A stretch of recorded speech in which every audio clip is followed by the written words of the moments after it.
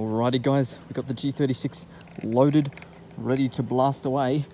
There's the shed there, 60 feet away, 18 meters. Got it on the fully automatic mode, select fire, so here goes.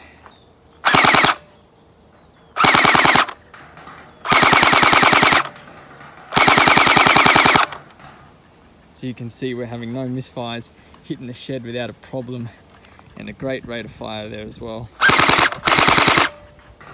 Now for the semi-automatic,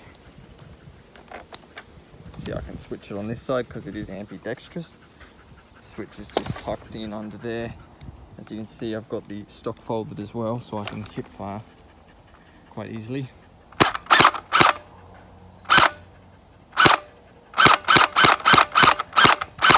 So there's the single shot. We're hitting the shed with no problem, so 60 feet, no problem. So there you go guys, that's a quick range test of the G36.